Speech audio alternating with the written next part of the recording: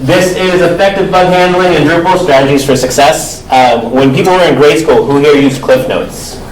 And not read the full thing. Yeah, so this is like the Cliff Notes version of this talk. So if you want the more expanded slides are at this bit.ly link, bit.ly EDB bug 25, and there's QR code and all of that later on. And Maya will share it out later on as well. So hopefully I didn't cut out too much fat from this. That's still good. All right, great.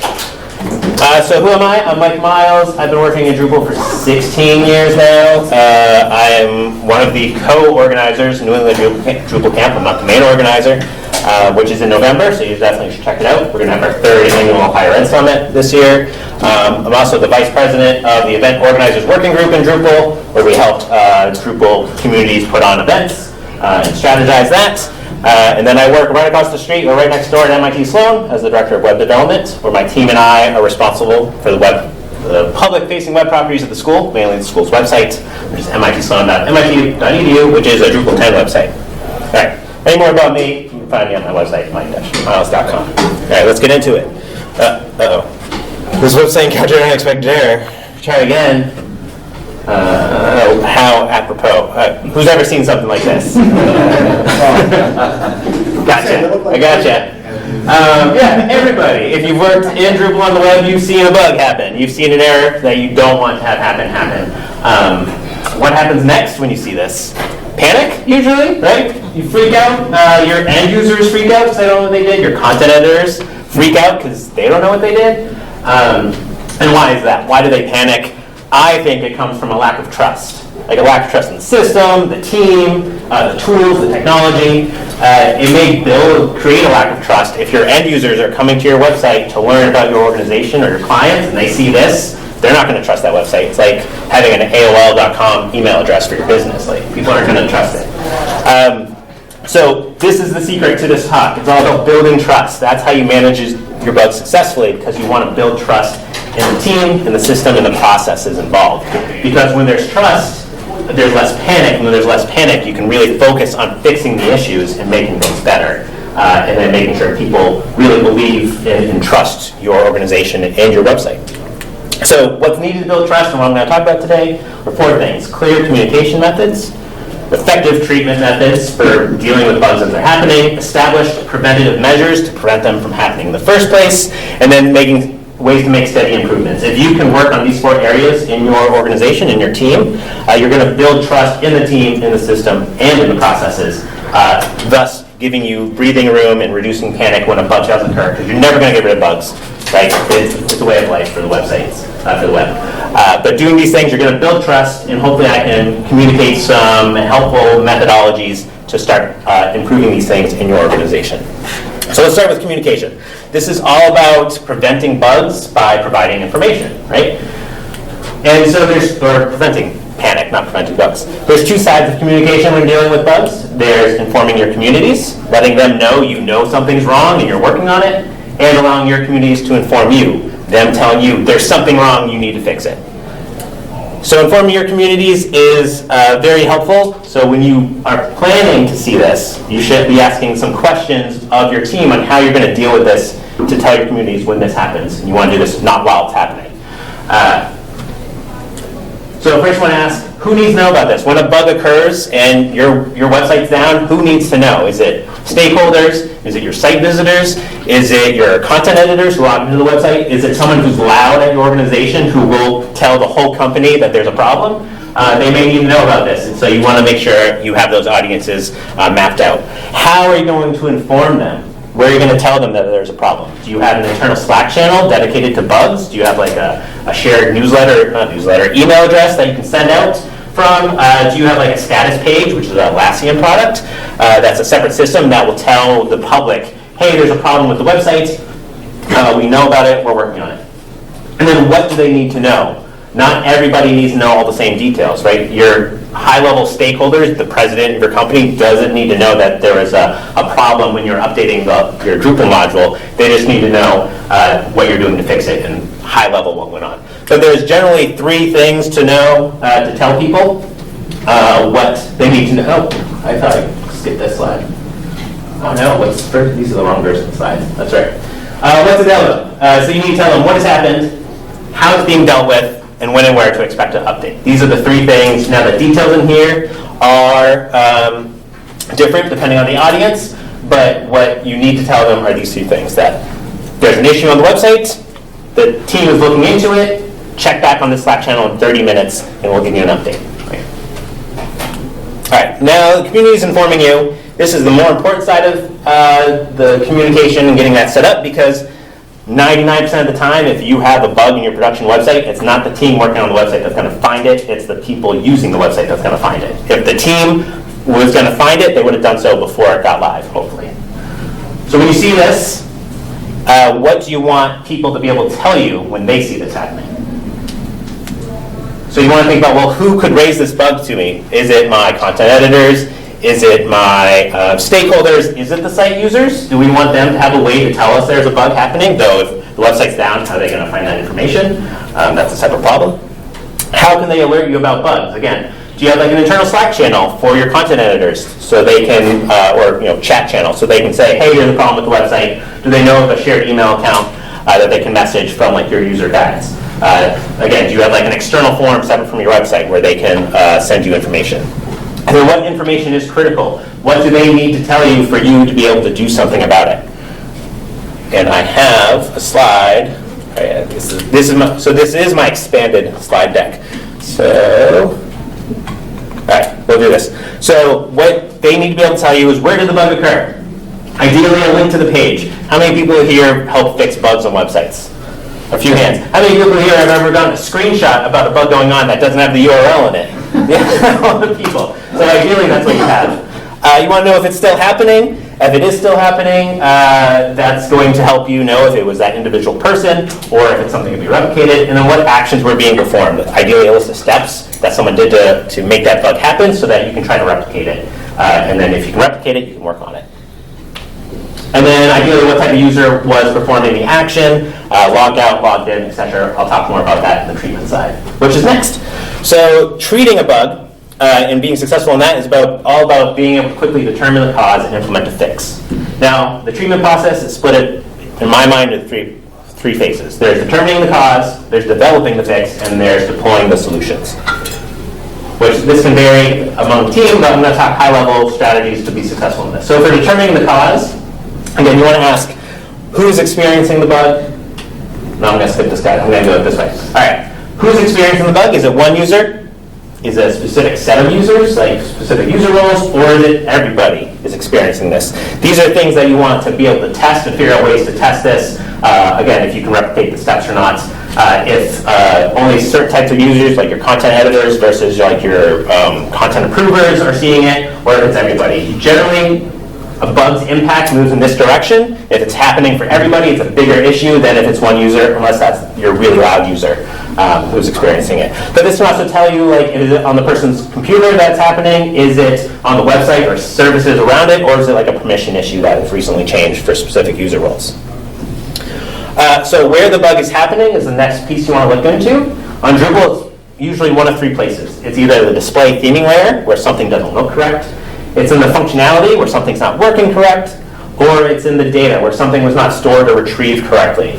And again, I think severity for bugs moves in this direction, so you want to be able to quickly identify which area you think the bug's happening in. So always start to see, like, is it a problem with the data? If I try to retrieve the data from the database, is it good? If it's not, you know there's an issue storing it. If it is good, you know there's an issue presenting it. If it's pixels or a few pixels off, you know the theme layer and functionality means like something can't work correctly. That's not to say the severity means the direct impact. Obviously, if your homepage isn't loading because of a theme issue, that's a bigger impact than, say, someone's username was messed up. So that's an issue too. So what else is happening on the site? Check your logs. In Drupal, you can check the admin logs for this. That'll give you insights on what page it's happening on, and when it happened. And it might provide helpful information. You can use your browser console. Review what's recently changed. Have you deployed any changes lately? Has the team made any updates lately? That might be a good thing to check to see if maybe you can check a backup before those changes made, and if the bug still has occurred, that can help identify if those changes made a problem. And then list any functionality involved on the page or pages. So if like there's a Drupal view on the page, or it's a certain content type and it's not happening on other pages, what's different between the pages where the bug's happening and where it's not happening? That'll help you quickly identify and isolate the functionality involved. All right, now developing the fix. Two types of fixes for solving bugs. There's the quick fix, which solves the problem now, and the long-term solution, which prevents it happening again. You ideally want to do a long-term solution, but sometimes you may have to do the quick fix because of the severity or the impact of the bug. And sometimes the quick fix is long-term solution. If it turns out you released code and the developer forgot to put in a semicolon, the long-term fix is put in the semicolon, right? And that's also quick to do, relatively quick. I'm going to skip these slides. These are my expanded ones. All right, so let's move on to deploying a solution. Once you identify the impact, severity, general idea where it is, you have a quick fix identified that you want to release now, or a long-term solution that you want to work on. How do you deploy it? There's two options. You either do it live, or you skip whatever your deployment process is and make the changes live. This could be updating user permissions. This could be updating config through the Drupal admin. This could be, hopefully not, like FTPing into your server and changing files there. Ideally, you don't want to do that. Years ago, that's the ways we had to do things. Or you deploy changes and follow your regular deployment process. And this can depend on the bug and the severity and impact. Like, do you have time to wait for your deployment process? If you have a really complex deployment process that takes hours to do, can you wait that long to fix that bug? Or do you want to make the quick fix, do it live, and then backtrack that into your code base to deploy it correctly later on? So you want to think about that for the impact and the severity. All right, so let's move on to prevention. This is stopping the problem before it's a problem. Because if you can stop a bug from getting out, it's never really a bug. It's just a work in progress. So areas of bug prevention, again, there are three areas I think are good for bug prevention: development, deployment, and documentation. Talk about development first. So development environments. Ideally, your development team who works on the website can emulate production as close as possible in their local environments. This is really easy to do nowadays with like DDEV or Lando, because if it's easy to emulate production, then you can more accurately reproduce the bug locally and test it locally and do a fix there. You want to make it easy to update and refresh your local development environments, because if it's hard to do, your developers aren't going to do it. Like if it takes half a day to update your local environment, your developer is going to do that like once every 2 weeks. And if their code base or their website, their local version is behind, they're not going to have the most up-to-date information. They may not be able to replicate the bug, and then that adds confusion. Okay. You can do some code reviews, like install IDEs for plugins, for linting, do code reviews and peer programming. You can even use like AI for this now. It won't catch everything, but it might catch something that might have gone out there. Or having someone else look at the code is very helpful, just to see something that you might have missed. And then perform tests. Regression testing, using automated tools like Bhat, Drupal Test Chase, or Nightwatch. End-to-end testing using like Cypress. If you can put in any sort of automated test that will test your changes and alert you that you broke something unintentionally, again, that's going to stop it from going out there. And then ideally, also, I think you still need manual testing. So if you work in a ticket system like Jira, have QA testing steps, at least, or acceptance tests. Like, this is what we expect the outcome of this ticket to be, and that you can follow those steps and make sure you did it correctly. Because even if technically you do the right work, but then from your stakeholders they don't think it's done correctly because it didn't pass their acceptance testing, that's going to be considered a bug, right? So you want to make sure you have manual testing to perform as well. All right, moving on to deployment. Test environments. Ideally, you test your deployments on a test environment before you do it to your production environment. So this could be on your service provider, like Pantheon, for example. My team uses Pantheon. You can test deploying your code to your dev or test environment first, your stage environment, and make sure the deployment process, like updating Drupal config, Drupal permissions, database updates, all that works as expected. Because the worst bugs you can have is if like your deployment fails halfway through updating your Drupal website, then it causes all sorts of problems. So if it's going to fail, you want it to fail early before it gets to production. And then if you need to, if you're making huge amount of changes on that local environment, even if the deployment worked well, like if you change the whole big things, run through your QA smoke test if you think it's warranted. Ideally, though, you're automating your deployments so that people have to do as little as possible to make it happen in the right order, because doing deployments can be complex. So document any deployment steps you have. That way, if you're out the day a bug happens, someone else on the team can do the deployment if they need to. I reduce manual steps, because if steps have to be done in a certain order, if you can automate those, again, that makes it easier to replicate it and do it correctly every time. So my team, when we do deployments, we only have to type one custom DDEV command, and that triggers our whole Circle CI deployment for us. We no longer have to worry about the order of deleting the database, or inputting the config, or running deploy hooks, or any of that Drupalisms. It does it in the right order every time for us. And since we test it first, we do the deployment in an automated fashion on a lower environment first. If those are going to fail, our system lets us know. Finally, documentation, the piece that developers don't like. User guides are very helpful to have. They can document how the system and tools are expected to be used, because if your content editors don't understand how to use what you've built for them, they may use it incorrectly or a way you're not expecting, which may bring up a bug, right? Which can be argued if it's a bug or not, or someone just did something wrong, but you don't want them to use a way incorrectly so that you have to address it. So tell them how to use the systems that's provided for them, how to communicate when there is an issue. And keep it up to date. We like to do this by making it part of our developer workflow. So if a ticket needs documentation updates, if we're going to update a component, we list that in the ticket, and that's part of our deployment workflows, that you update the documentation. And provide trainings if you can. If you have a lot of users who are using your website, who log in, or editors, offer trainings to show them how to use the system so that they understand how to use it. And then they have face-to-face with the development team so they can feel more comfortable raising issues when they find them. And if you make large changes, let's say you completely redo your article content type, you want to inform them through those communication channels, like, hey, we've changed the fields on this content type. You should really talk to us before creating new content. Otherwise, they're going to bog down your channels, be like, hey, I'm trying to create an article. It's not working the way it used to. And you don't want that noise. You want them to know how to use the system. So inform them on sure you have happened. Developer guides are also helpful on how to set up environments, development procedures, testing procedures. You want your team to know all this so that they follow it and catch things early before they go live. All right, now let's talk about making improvements. This is about getting better at managing the problems after they've happened. So you see this bug has happened on the live site. You implemented, let's say, the quick fix and you've resolved it. The long-term solution, you've resolved it. You've let the community know everything's good to go.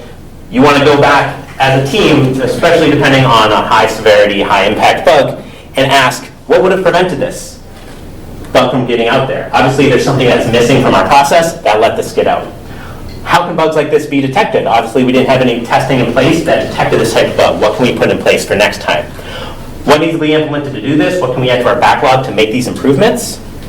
And what can be done next time that a bug like this occurs? That's kind of reflecting on how you communicated. Now, none of these questions are to set blame on any one person or team. Everybody related to the website is responsible for the website. This is all about improving your process for next time and how you can prevent the same things from happening over and over again. That's building up trust in the system and in the team's capabilities to manage things, and there's less bugs you have to deal with. So if you're someone who doesn't pay attention to your admin database logs, and you have a lot of PHP warnings or small errors that don't really affect end users, you want to try to improve this so that you can more easily see the things that matter. So I like to do this as postmortems. It kind of covers what I was talking about, but it's all about focusing on what happened and how to stop it from happening in the future.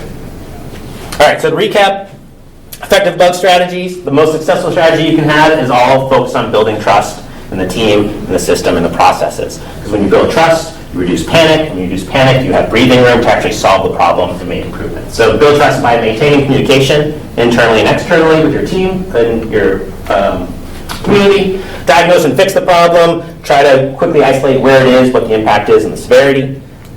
Making steady improvements in your system and your processes to stop the same bugs from getting out there over and over again, and you're improving one test at a time, one documentation improvement at a time for your system.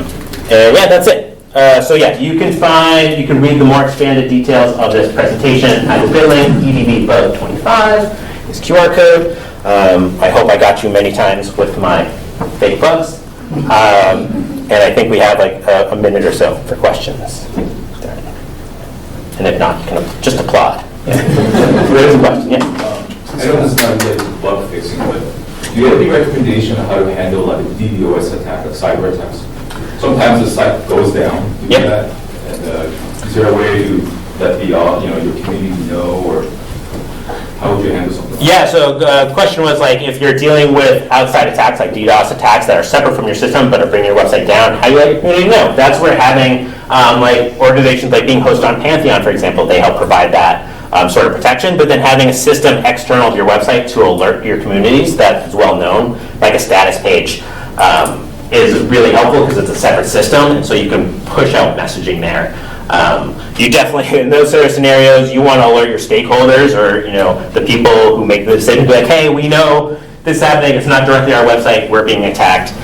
We're working with our partners to resolve this and manage that. So if you're self-hosting, I think that all depends on your team. It's hosted with Pantheon. Yeah. We did reach out to them, but they asked us to buy into this AGCDN.